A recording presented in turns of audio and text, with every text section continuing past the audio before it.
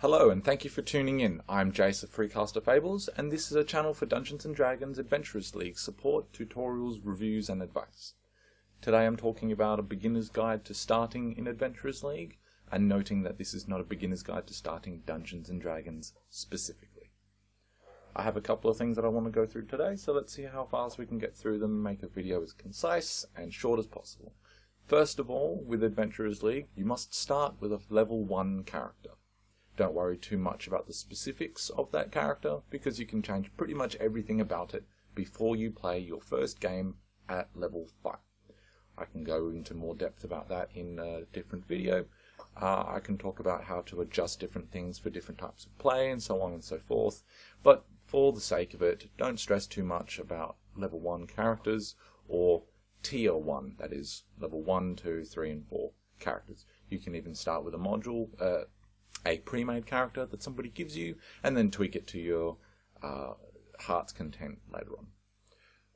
When you're making a character, don't roll for your ability scores. Usually you can roll 4d6 and drop the lowest dice.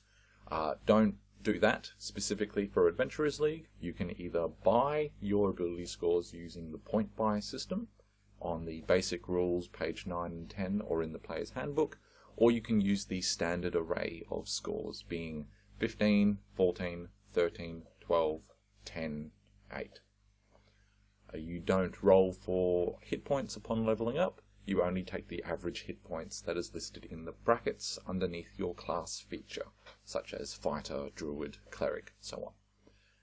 And finally, when you are figuring out how much money or wealth you have from your background, you don't roll for that either. You take whatever is listed in the background, for example 5, 10, gold pieces. As stated in a previous video, Unearthed Arcana or UA and Homebrew and House Rules are not allowed or used in Adventurers League because there is the ruling that you only use the Player's Handbook plus one additional supplement book.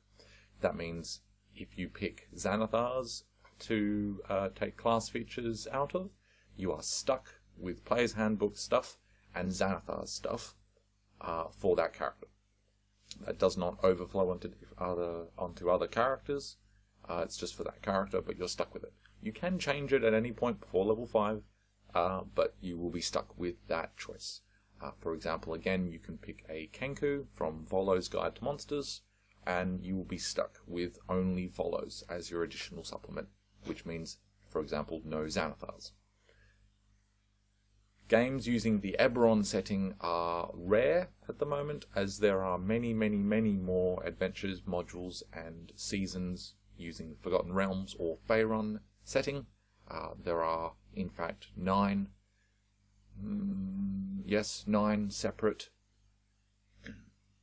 seasons, hardcover books, starting with Tyranny of Dragons, and going through Storm King's Thunder, Out of the Abyss, Elemental Evil, so on and so forth. So there are 9 whole slews of modules and adventures to run, whereas in Eberron there are actually only 2 sets of, I think, 12 modules. So there's only about 30 adventures total for the Eberron campaign setting. In addition, there is no crossover between Eberron and Forgotten Realms. You can remake your character, but it is entirely a different character for the independent settings. And lastly, there are no evil alignments allowed, that is, chaotic evil, neutral evil, or lawful evil, with the only exception of lawful evil when you are a member of a particular faction, and that must be chosen at level 1. You generally cannot change your alignment mid-play, but I believe that is part of the changing thing before level 5, so there is that option there as well. Simply put, evil alignments tend to be disruptive in play, and so they're generally not allowed. Chaotic evil is generally a monstrous or villainous type alignment, and so you're not allowed to be chaotic evil at all. Just at all. Cannot be done. In Season 9 specifically, that is the Descent into Avernus / Baldur's Gate setting, hardcover. There is no experience used in leveling up anymore. You instead use the milestone variant listed in one of the books, I think the Dungeon Master's Guide or maybe Xanathar's, which means after every module you complete, or after every 4 hours of tier 1, that is level 1, 2, 3, 4, or every 8 hours at every level after that, level 5 onwards. After that specified amount of hours, after the session is finished, you may level up, even if your Dungeon Master did not tell you to do so. If your Dungeon Master does say to do so at any point, even if it's within the 4 or 8 hour time frames, you are allowed to level up at the end of that session. Hardcovers generally give numbers of hours or chapters where it is appropriate to level up, or sometimes at the beginning of the chapter they will say this chapter is optimized for this many characters at this level or between these levels. There is a maximum of a single level advancement per session, not per module, though there are sometimes those are considered the same thing, sometimes they are not.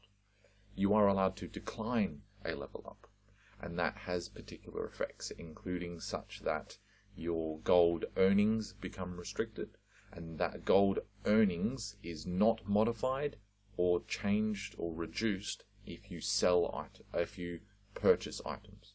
Your earnings go up to a cap of 80 or 160 gold pieces, but it's different per tier.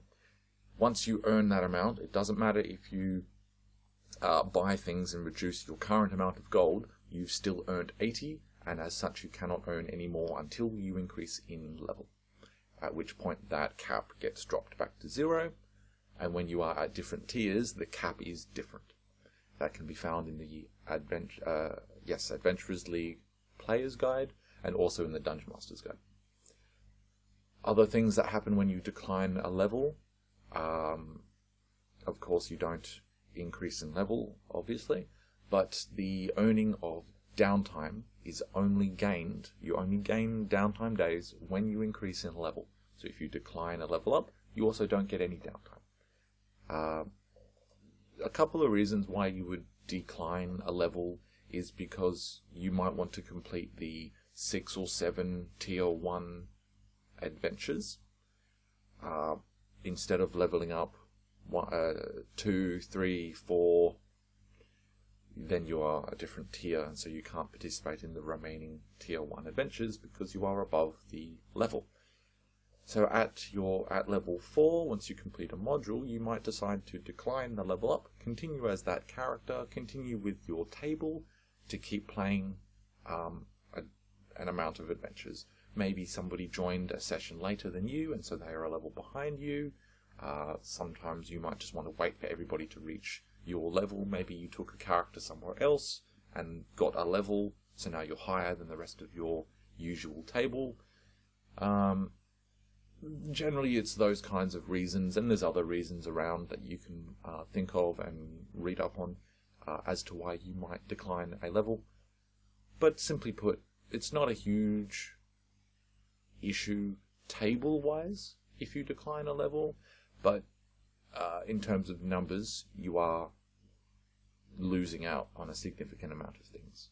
You won't be able to get gold so much, and you won't get any downtime. You will still be able to use downtime and spend gold and gain magic items and replace them. But yes, it is excuse me. Yeah, so you might decide to decline a level up for personal reasons. As stated, downtime is awarded after you level up a character. There is no downtime if you decline that level up. Magic items have a limit per tier, which is one magic item at tier 1, again, level 1, 2, 3, 4, tier 1. It bumps up to 3 magic items for level 5 through to 10, and then there is more slots, essentially, for you to have more items at levels thereafter. In terms of character rebuilding, you are allowed to change any of your character statistics except their name and season. Non-mechanical aspects of your character such as alignment, gender, choice of deity or god, or personality traits can be changed between sessions regardless of level. Mechanical aspects of your character can only be changed between sessions before you play your first session of level 5. So between sessions, between level 1, 2, 3, and 4, and between 4 and 5, specifically between that time frame, you can change anything about your character except the name. You can't change I think you can technically change the level to be less. I don't know why you would, but you could do that. I can think of a couple of reasons why you might want to do that. But you can't change the amount of money you have earned except to reduce the amount of current gold. You can't reduce the amount that you have earned. And you can't change the number of downtime that you have earned, except if you wanted to just reduce your current amount. But you can't reduce the amount that you have earned. You can just throw it away if you want, but it doesn't change how much you have actually earned, as that is capped. Lastly, the log sheet, which is something that is a little bit confusing for some people. Simply put, the log sheet can be of any form you like. From the backside of a napkin, you can write it on your arm, you can remember it in your head for the session and then write it down later, as long as it does get written down. It can be through online sources. There's a couple of websites that do it.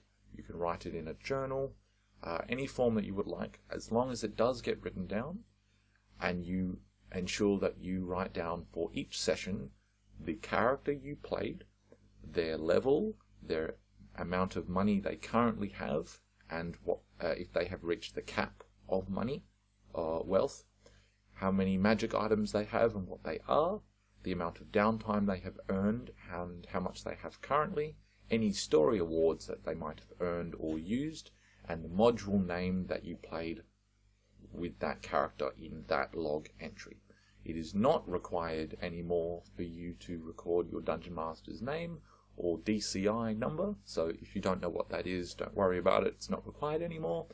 And then you're not required to write down your hit points or your equipment, unless of course you did not finish a module in the session, and you would have to play a second session to finish the module. In that case, it is important for you to record the state of the frozen character, such as hit points, their spell slots, if they have any class features such as key points, action surge, so on and so forth. It's important to record those if you have had to pause a module over multiple sessions. That's basically it. I hope everything in this video was helpful for you to clear up some things. I'll be making these videos fairly regularly, but until then, please support the Freecaster Fellowship by liking and subscribing on the Facebook and other social media websites. We are also on the itch.io digital store, if you would visit that and download some of the adventures and settings and additional rules that have been written by the Freecaster Fellowship, not personally by me in some cases, but by some other people, part of the group. That would be greatly appreciated. And thank you for putting up with some of the subpar audio with a little bit of crackly and static and such. Sorry about the video quality, perhaps doing refocusing and so on. I'm working on getting a better setup soon, but for now, we're done here.